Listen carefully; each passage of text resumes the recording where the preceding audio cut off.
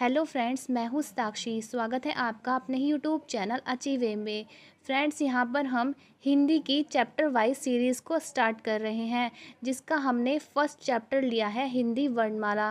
Friends, ये जो हिंदी की सीरीज़ है, ये आपको यूपी लेखपाल, एसएससी जीडी, यूपी टेट और सभी ऐसे एग्ज़ाम जिनमें हिंदी का यूज़ है, उन सभी के लिए बहुत ही बेनिफिशियल होगी, जिसमें कि हमारा फर्स्ट चैप्टर हिंदी वर्णमाला से स्टार्ट होता है। तो हम ज़्यादा देरी ना करते हुए चलते हैं अपने चैप्टर पर। तो हम देखते हैं सबसे पहले हिंदी वर्णमाला क्या होती है। सबसे पहले वर्णमाला को जब हम इसका विच्छेद करते हैं तो हमारे पास दो वर्ड आते हैं, एक तो आता है वर्ण और एक आता है माला। तो वर्ण का अर्थ क्या होता है? वर्ण का अर्थ होता है भाषा की सबसे छोटी इकाई। भाषा की सबसे छोटी इकाई वर्ण होती है। और भाषा क्या होती है? जो हम अपने दैनिक व्यवहार में प्रयोग करते हैं, किसी से भी अपनी अभिव्यक्ति को प्रकट करने के लिए जिस संकेत या माध्यम का प्रयोग करते हैं, वो हमारी भाषा कहलाती है। तो भाषा की सबसे छोटी इकाई क्या होती है? वर्ण होती है। जैसे कि हमारे घर होता है, घर की सबसे छोटी इकाई क्या होती है? जब घर को बनाते हैं तो उसकी सबसे छोटी इकाई होती है ईंटें। तो इसी तरह से वर्णमाला में सबसे छोटी इकाई वर्ण होती है। अब चलते हैं वर्णमाला। वर्णमाला क्या होती है? वर्णमाला का अर्थ होता है भाषा की व्यवस्थित और क्रमबद्ध समूह को वर्णमाला कहते हैं। या दोस्तों, इसको इस तरह से भी कह सकते हैं कि वर्णों के व्यवस्थित क्रमबद्ध समूह को वर्णमाला कहते हैं। दोस्तों, आप जब ये टॉपिक देख रहे हैं तो आप अपना नोट्स भी साथ साथ बनाते चलिए, क्योंकि नोट्स जो होते हैं आप उसको बाद में भी पढ़ सकते हैं एग्ज़ाम के टाइम पर भी। तो आगे देखते हैं हम हिंदी के वर्णों की संख्या। तो हिंदी के वर्णों की संख्या कितनी है? 52 होती है। हिंदी के वर्णों की संख्या कितनी होती है दोस्तों? 52 होती है। और हिंदी के वर्ण के भाग होते हैं दो। कितने होते हैं? दो भाग होते हैं। कौन कौन से भाग होते हैं? स्वर भाग होता है और व्यंजन भाग होता है। जैसे कि इंग्लिश में दो भाग होते हैं अल्फ़ाबेट के। कौन कौन से होते हैं? एक तो वोवेल होता है और एक कॉन्सोनेंट होता है। तो वोवेल जो होता है वो स्वर होता है और कॉन्सोनेंट्स जो होते हैं वो व्यंजन होते हैं। अब जो हिंदी की लघु इकाई है वो कौन है? तो हिंदी की लघुत्तम इकाई वर्ण को कहते हैं। लघुत्तम का मतलब होता है सबसे छोटी इकाई। तो हिंदी की सबसे छोटी इकाई होती है जो, वो वर्ण होती है। और ये तो हो गई है लघु इकाई। यदि पूछ लेते कि दीर्घ इकाई क्या होती है? दीर्घ इकाई का मतलब होता है बड़ी इकाई क्या होती है? तो बड़ी इकाई होती है हिंदी की वाक्य। हिंदी की बड़ी इकाई होती है। अब हिंदी के स्वर कितने होते हैं? स्वर की संख्या कितनी होती है? तो स्वर की संख्या होती है 11 स्वर होते हैं हिंदी के अंदर और व्यंजन होते हैं 33। कितने होते हैं दोस्तों? स्वर तो होते हैं 11 और व्यंजन होते हैं 33। हिंदी में स्वर के भेद कितने होते हैं? 5 प्रकार के हिंदी के स्वर के भेद होते हैं दोस्तों, ये याद रखना। हिंदी के स्वर की संख्या 11 है और हिंदी के स्वर के भेद 5 होते हैं। इसी तरह से हिंदी के स्वर की व्यंजन की संख्या 33 है और व्यंजन के भेद कितने होते हैं? 3 भेद होते हैं। अब देखते हैं कि हिंदी का जो दृश्य लघु इकाई है, ये भी अभी बता देते। तो दोस्तों, दृश्य लघु इकाई पूछ ले या फिर लघु इकाई पूछ ले, बात एक ही है, वर्ण ही इसका आंसर होगा। अब हम देखते हैं हिंदी भाषा की इकाई क्रम क्या होता है, कि सबसे पहले क्या आएगा? सबसे छोटी, उससे बड़ी, उससे बड़ी। तो सबसे छोटी जो होती है वो वर्ण होती है। वर्ण से मिलकर शब्द बनते हैं, शब्द से मिलकर पद बनते हैं और पद से मिलकर पदबंध बनते हैं और पदबंध से मिलकर उपवाक्य बनते हैं और उपवाक्य बनने के बाद सबसे बड़ी इकाई होती है वाक्य। और वाक्यों के मेल से क्या बनती है? एक भाषा बनती है। लेकिन वाक्य क्या होने चाहिए? व्यवस्थित और व्यवस्थित क्रम से वाक्य होने चाहिए। ऐसा नहीं है कि वाक्य कुछ भी बना दो कि घर वह जा रहा था, या कुछ भी इस तरह का, वह घर जाता है, ये एक तरह की भाषा होती है। नेक्स्ट, अब आपको बताया है कि स्वर जो होते हैं, स्वर 11 होते हैं। कौन कौन से होते हैं?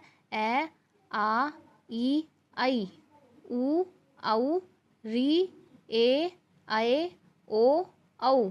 और ये जो अंग और आ होता है, ये स्वर का भाग नहीं होता है। हिंदी में अंग को अनुस्वार कहते हैं और अंग को विसर्ग कहते हैं। दोस्तों, ये भी पूछ लेते हैं, जैसे कि क्वेश्चन इस तरह से बन जाता है कि हमें इस तरह का ये दे देंगे, अंग दे देंगे और पूछ लेंगे कि यहाँ पर ये बताइए कि स्वर है, व्यंजन है, विसर्ग है या अनुस्वार है। तो आपको क्या आंसर लगाना है? अंग जो होता है वो एक अनुस्वार होता है, या फिर अंग पूछ लेंगे तो फिर विसर्ग हो जाएगा। अब हम नेक्स्ट चलते हैं। अब यहाँ पर हम देखते हैं कि स्वर के प्रकार कितने होते हैं? स्वर के अभी हमने भेद बताए थे, कितने भेद बताए थे? स्वर के 5 भेद या 5 प्रकार बताए थे। स्वर को 5 प्रकारों से डिफाइन किया जा सकता है। जैसे कि सबसे पहले हम देखते हैं यहाँ पर उच्चारण के आधार पर। उच्चारण के आधार पर स्वर जो है वो 3 प्रकार के होते हैं। उच्चारण के आधार पर स्वर कितने प्रकार के होते हैं? 3 प्रकार के होते हैं। कौन कौन से होते हैं? लघु स्वर, दीर्घ स्वर और प्लुत स्वर। जो लघु स्वर होते हैं कितने प्रकार होते हैं? लघु स्वर के 4 प्रकार होते हैं। कौन कौन से? ए, ई, री। और दोस्तों यहाँ पर आ की जगह पे हमारा जो आएगा वो आएगा छोटा ए। यहाँ पर छोटा ए आ जाएगा आ की जगह पर। तो लघु स्वर कौन कौन से होते हैं? ए और ई और री। और दीर्घ स्वर 7 प्रकार के होते हैं। कौन कौन से होते हैं? यहाँ पर आएगा आ, बड़ी ई, यहाँ पर छोटा ऊ नहीं आएगा, यहाँ पर आएगा बड़ा ऊ, ए, आए, ओ, औ। यहाँ पर दीर्घ 7 प्रकार के होते हैं। और प्लुत स्वर जो होता है वो ओम जो होता है, ओम की उच्चारण या फिर किसी भी को भी जोर से आवाज़ लगाने की जो उच्चारण होता है वो प्लुत स्वर के अंतर्गत आता है। ये सभी उच्चारण के आधार से है कि लघु स्वर मतलब कि जो उच्चारण में बिल्कुल आराम से मतलब कि एक थोड़ी देर के लिए ही बोला जाए वो होंगे लघु स्वर में आ जाए। हम देखते हैं वर्तनी के आधार पर। वर्तनी के आधार पर मतलब होता है कि जो हमारा मुंह होता है वो कितना खुलता है उसके आधार पर यहाँ पर दिया होता है। विवृत मतलब होता है ओपन। पूरा का पूरा जब मुंह खुलता है तो हम कैसी ध्वनि निकलती है? हमारी आ की ध्वनि निकलती है। तो फिर ये विवृत का मतलब होता है आ। विवृत में एक ही आता है, कौन सा आता है? आ आता है। और अर्धवृत का मतलब होता है हाफ ओपन। हाफ ओपन में कौन कौन से ध्वनियों की उच्चारण होता है? ए, ओ। और अर्धवृत में कौन सा उच्चारण होता है? अर्धवृत का मतलब होता है हाफ क्लोज। जब हम क्लोज करने वाले हों अपने मुंह को और उस समय का जो उच्चारण होता है वो कौन सा होता है? ए और औ होता है। और संवृत में क्या होता है? छोटा ई, बड़ी ई, छोटा ऊ और बड़ा ऊ। क्लोज मतलब जब हम मुंह को बंद, जब हम ई बोलेंगे तो हमारा जो मुंह होता है वो बंद, मतलब कि मोस्टली बंद सा ही रहता है। और जब ऊ भी बोलते हैं तब भी। अब हम चलते हैं ओष्ठ के आधार पर। ओष्ठ के आधार पर 2 प्रकार के होते हैं। कौन कौन से? अवर्तमुखी और वर्तमुखी। वर्त का मतलब क्या होता है दोस्तों? वर्त का मतलब होता है गोला। जब हमारा जैसे मुंह है, मुंह के जो होंठ होते हैं वो एक तरह से गोल आकृति ले लेते हैं बोलते हुए, तो उसको हम वर्तमुखी बोलते हैं। लेकिन अगर वो गोल आकृति में नहीं है और उस समय उच्चारण हो रहा है मुंह से, तो वो जो उच्चारण होगा वो अवर्तमुखी उच्चारण होता है, जो कि ए, आ, ई, ऐ, ए, ऐ ये होगा। दोस्तों आप इसको ना प्रैक्टिकली करिए, जैसे कि अपने आप बोल के देखिए, उससे आपको फिर ज़्यादा नॉलेज हो जाएगी और ज़्यादा आपको अनुभव होगा। और जैसे एग्ज़ाम हॉल में हम बैठते हैं तो इस तरह के अगर क्वेश्चन आपको मिलते हैं तो आप उसको प्रैक्टिकली पहले बोल के देखें, उससे भी बहुत ज़्यादा हेल्प मिलती है क्वेश्चन को सॉल्व करने में। तो वर्तमुखी देखते हैं। वर्तमुखी मतलब कि जब हमारा जो होंठ होते हैं, होंठों का जो आकार, जो होंठों के जो आकार होता है बोलते समय वो वर्त आकार में हो जाए, तब उस समय जो उच्चारण निकलता है वो कौन कौन सी ध्वनि निकलती हैं? ऊ, औ, ओ, औ और आ। ये जो आ है ये एक आगत स्वर होता है, मतलब कि विदेशी स्वर बोलते हैं जिसे। जीभ के आधार पर 3 प्रकार के होते हैं। कौन कौन से होते हैं? अग्र स्वर, मध्य स्वर और पश्च स्वर। जीभ के आधार का मतलब है जो कि जब उच्चारण करते समय जो भी उच्चारण करते समय जो भी स्वर आगे की तरफ से निकलते हैं, जैसे कि ई, ऐ, ए, ऐ, ये सभी अग्र स्वर हैं। और मध्य स्वर में ए निकलता है सिर्फ।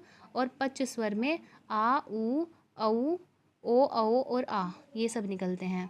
ठीक है दोस्तों, अब हम चलते हैं अपने लास्ट 5th प्रकार पर, जो कि उत्पत्ति का आधार है। उत्पत्ति के आधार पर 2 प्रकार से बांटे गए हैं, निर्नुनासिक और दूसरा होता है अनुनासिक।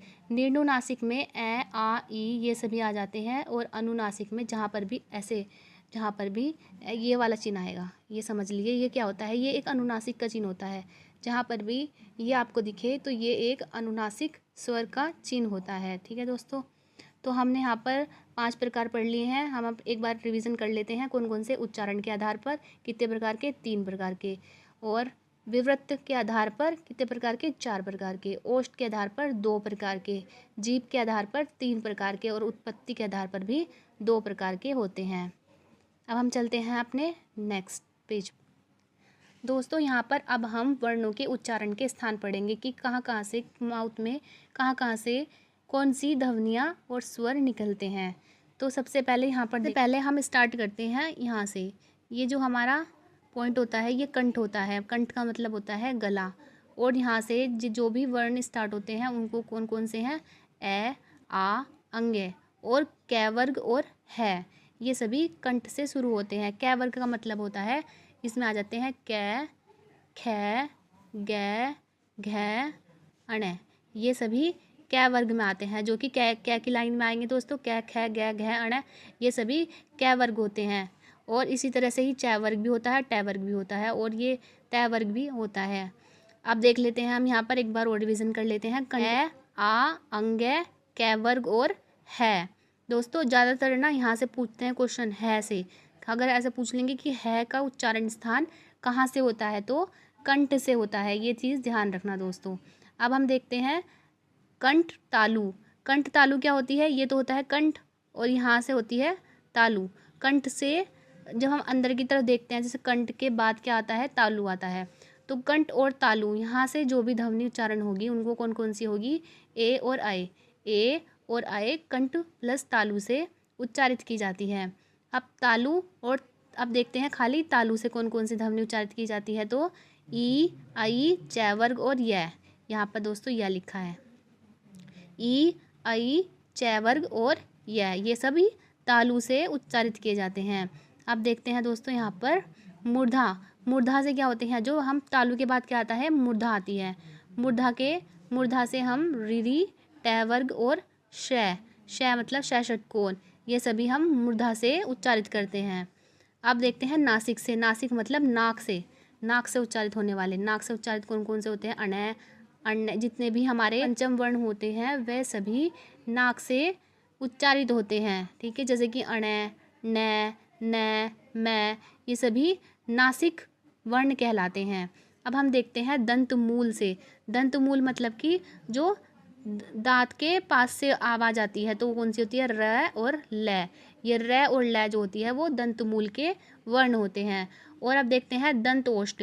दंत ओष्ठ से केवल एक ही आता है, कौन सा आता है, यह जो है वो दंत ओष्ठ से आता है। जब हम यह बोलते हैं तो फिर वो कहाँ से उच्चारित होता है, दंत प्लस ओष्ठ से उच्चारित होता है।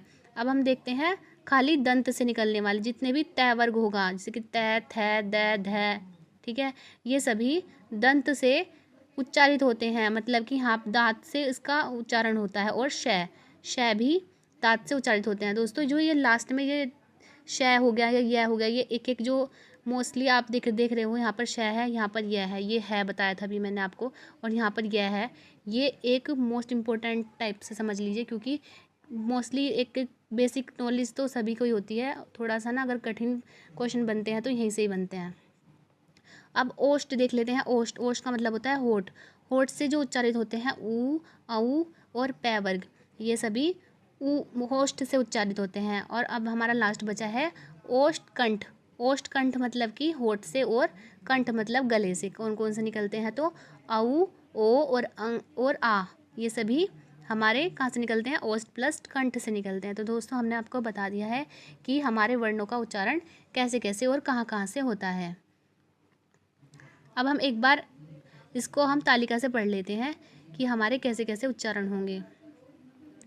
तो हमने क्या पढ़ा है अभी, कंठ मतलब गले से कौन कौन से होते हैं, कै वर्ग, ए, आ, अंगे और है, ये हमारे कंठ से उच्चारित होते हैं। तालु से कौन कौन से उच्चारित होते हैं, चै वर्ग, ई, आई, य और शै, ये हमारे तालु से उच्चारित होते हैं। उसके बाद आती है मूर्धा। मूर्धा से टै वर्ग, री और शै, शै मतलब षटकोण, ये हमारी मूर्धा से शुरू होते हैं। दंत, दंत से देखते हैं आप टै वर्ग और शै, ये सभी हमारे दंत से स्टार्ट होते हैं। और लास्ट में ये फिफ्थ है ओष्ठ। ओष्ठ से पै वर्ग और ऊ और औ, ये स्टार्ट होते हैं। सिक्स्थ है हमारा कंठ प्लस तालु। कंठ प्लस तालु से ए और ए उच्चारित होते हैं। सेवेंथ है हमारा कंठ प्लस ओष्ठ। कंठ प्लस ओष्ठ से ओ, औ और आ उच्चारित होते हैं। दंत प्लस ओष्ठ, यहाँ से हमारा य और व उच्चारित होता है। दंत मूल, दंत मूल से र और ल उच्चारित होते हैं। और लास्ट में नासिक बचा है, यहाँ से अणय, न, मैं, न, ये सभी उच्चारित किए जाते हैं। तो दोस्तों हमने देख लिया है कि हमारे वर्णों के उच्चारण कहाँ कहाँ से किए जाते हैं। दोस्तों यहाँ पर हमने वर्णमाला के बारे में भी सीखा है और हम इससे आगे का नेक्स्ट वीडियो में देखेंगे, जिसमें हम पढ़ेंगे व्यंजन के बारे में और व्यंजन के कितने भेद होते हैं। तो दोस्तों आज के लिए इतना ही। तो इसका सेकंड पार्ट हम नेक्स्ट वीडियो में अपलोड कर देंगे। Thank you.